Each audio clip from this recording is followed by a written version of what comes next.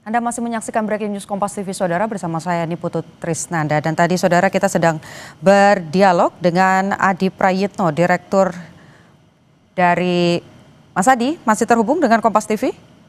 Siap, Mbak. Ya, Mas Adi, kita lanjutkan tadi. Tadi ada kisi-kisi yang disampaikan, mungkin tidak hanya Nasdem saja yang akan menonaktifkan anggotanya. Ada informasi terbaru soal ini, siapa partai lain yang menonaktifkan kadernya? Ya, sangat mungkin Partai Amanat Nasional yang saya kira memang ada sejumlah kadernya yang disorot oleh publik. Publik kan juga menduga mungkin dalam hitungan tak lama lagi lah kira-kira begitu, kapan juga akan memberikan sikap yang terbuka. Ini tentu sebagai antisipasi bagaimana suara-suara publik secara perlahan kan sudah mulai didengarkan. Dalam kondisi semacam ini tentu aspirasi dan tuntutan publik itu adalah di atas segala-galanya. Jadi elit, partai politik, dan segala elit-elit kunci di negara ini ya memang harus menyesuaikan dan beradaptasi dengan kondisi yang ada saat ini, terutama bagaimana tuntutan-tuntutan mereka dalam banyak hal terkait dengan kebijakan publik, kontroversi yang dilahirkan oleh kader-kader partai sebisa mungkin memang harus dihindari.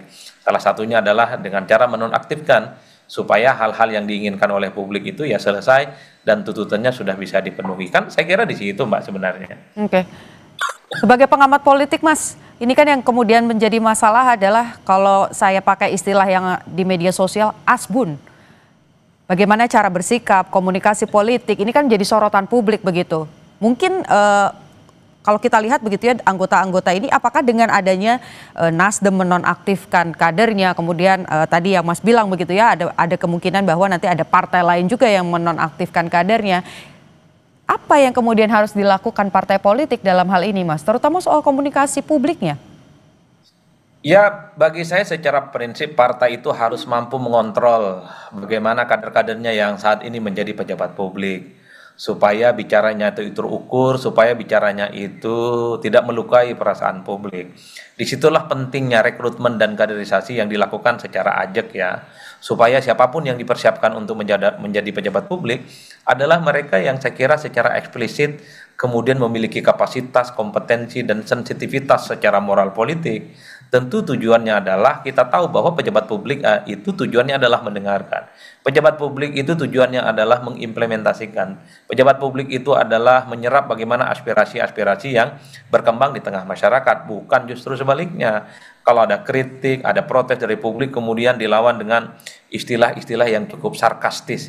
Itulah yang sebenarnya menjadi trigger bagaimana kemarahan publik itu kan berkembang cukup pesat sampai hingga saat ini.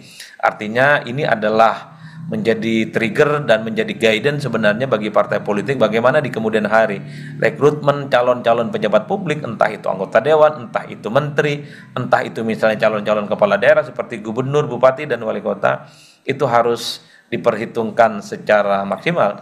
Yang dihitung itu bukan hanya soal potensi menangnya dalam politik elektoral, tapi yang paling penting adalah kalau dia terpilih, kalau dia menang sebagai pejabat publik, maka dia tampil sebagai sosok negarawan yang cukup ajak.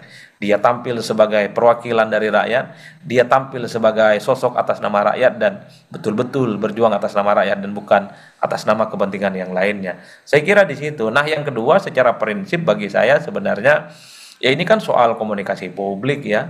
Kita harus pahami bahwa pejabat publik tujuannya adalah melayani. Tuan mereka itu adalah rakyat, tuan mereka itu adalah publik secara umum. Jangan dibalik-balik gitu ya. Karena ada kesan memang pejabat publik itu selalu mengesankan dirinya adalah sebagai tuan.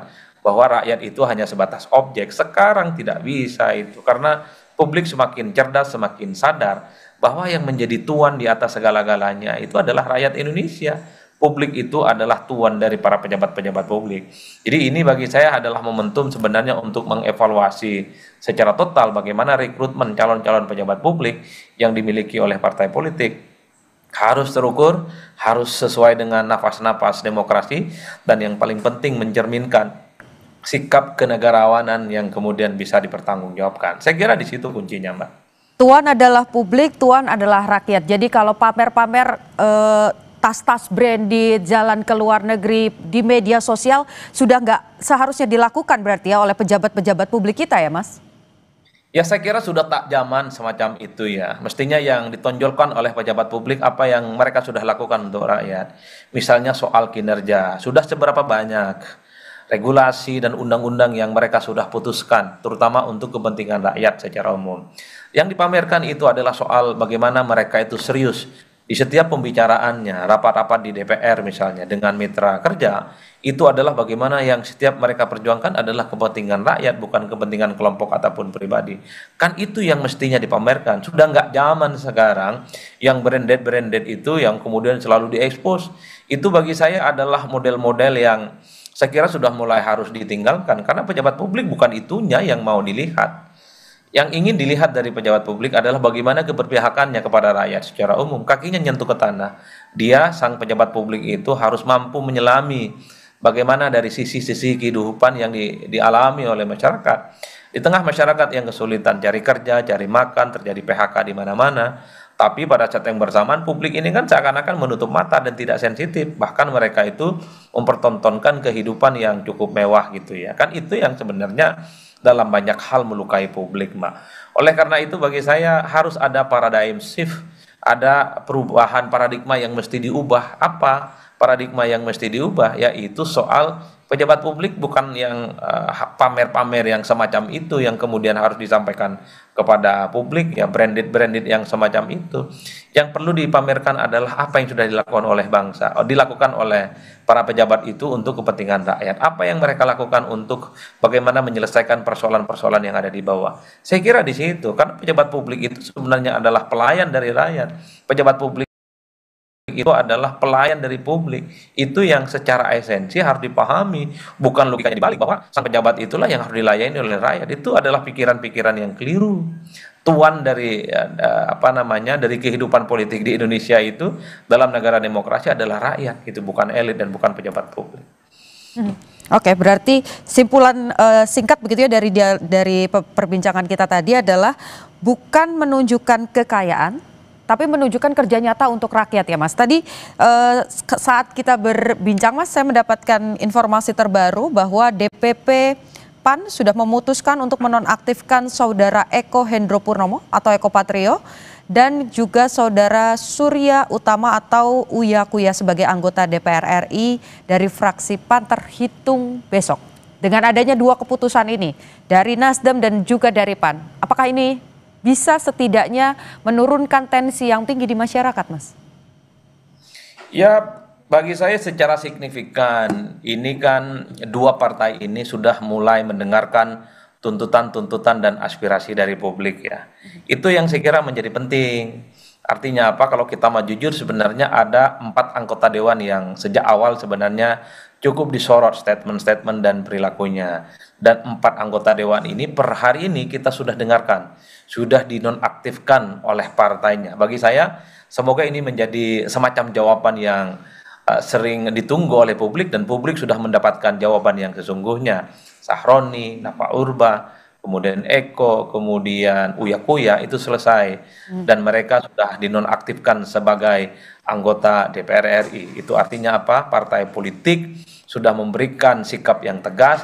Partai politik secara terbuka mengevaluasi dirinya terkait dengan masukan-masukan yang terjadi di publik. Karena kalau kita mau jujur sebenarnya trigger dari apa yang dilakukan oleh para demonstran, kelompok-kelompok aktivis selama ini adalah terhadap 4 anggota dewan ini Mbak yang dinilai tidak punya sensitivitas terkait dengan tuntutan-tuntutan yang selalu bermunculan dari bawah. Saya kira di situ konteksnya. Oke, partai politik sudah mencoba melakukan evaluasi. Ada juga yang sudah mengambil sikap, termasuk juga soal tunjangan 8 fraksi di DPR ini sudah sepakat bahwa kita evaluasi tunjangan DPR bahkan kalau memang harus dihentikan atau misalnya diubah begitu ya, disesuaikan dengan kebutuhan saat ini, sepakat untuk dibahas. Tapi pertanyaannya sekarang apa yang masyarakat bisa lakukan, Mas? Ya, kalau tuntutannya sudah dipenuhi, protes-protesnya sudah mulai didengarkan, ya saya kira memang kita tunggu bagaimana realisasinya. Karena kan ada juga yang mengatakan ini setelah nonaktif apa what's next, apakah dipecat atau di PAW namanya, pemberhentian antar waktu. Itu artinya anggota dewan yang dimaksud dinonaktifkan tadi bukan hanya dinonaktifkan, tapi posisinya bukan lagi sebagai anggota dewan, tapi diganti oleh kader-kader partai yang bersangkutan sebagai anggota dewan. Ini yang saya kira memang harus kita tunggu bagaimana progres di masa-masa yang akan datang. Yang kedua ya dari segi publik ya, kalau memang sudah tuntutannya sudah dipenuhi, protes-protesnya sudah mulai didengarkan, ya tidak boleh tidak, kita harus memberikan apresiasi secara terbuka. Karena dalam banyak hal ya partai sudah mendengar, elit sudah mendengar apa yang sudah diinginkan oleh kita semua lah sebagai rakyat secara umum, supaya kader-kader mereka yang menimbulkan kontroversi, menimbulkan kegaduhan, tidak sensitif secara moral, tidak berpihak secara politik misalnya untuk kepentingan publik, per hari ini ya kalau mau jujur ini sudah disanksi kan. Apapun judulnya, nonaktif itu dengan kata lain ya mereka sudah tak lagi menjadi bagian dari anggota dewan lah, kira-kira begitu. Minimal posisinya sudah dinonaktifkan. Saya kira di situ, Mbak. Oke, ini juga bisa dikatakan sebagai pembelajaran juga untuk masyarakat betapa pentingnya pemilu? Ya, saya kira begitu. Ini juga menjadi momentum bagi rakyat, bagi pemilih kita semua untuk menjadi pemilih yang cerdas. Bahwa besok-besok kalau ada kompetisi politik, baik anggota dewan, baik pemilihan presiden, pemilihan gubernur, bupati, dan wali kota, yang dipilih itu bukan karena gimmick, bukan hanya lip service, tapi harus dipilih bahwa yang dipilih itu adalah pejabat-pejabat publik yang memang keseharian hidupnya mampu menyelami apa yang dialami oleh rakyat. Saya kira di situ simpelnya.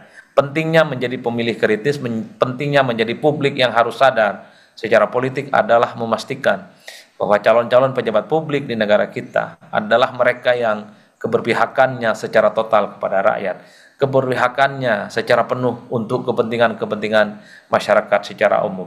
Saya kira di situ pentingnya kenapa politik itu harus menjadi keseharian dalam hidup kita sebagai warga negara biasa. Hanya sekedar untuk memastikan yang menjadi pemimpin, yang menjadi anggota dewan, yang menjadi gubernur, bupati, wali kota, termasuk juga yang menjadi presiden dan wakil presiden, adalah mereka yang betul-betul kedua kakinya itu nyentuh ke tanah dan mencerminkan kepentingan-kepentingan rakyat secara umum, bukan untuk kepentingan diri dan kelompoknya. Saya kira di situ sebenarnya konteksnya, Mbak.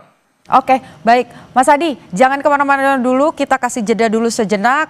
Poinnya, partai politik harus berbenah sejauh ini ya, kalau memang ada kadernya, anggotanya, calegnya yang kemudian melakukan kesalahan harus bisa bersikap tegas.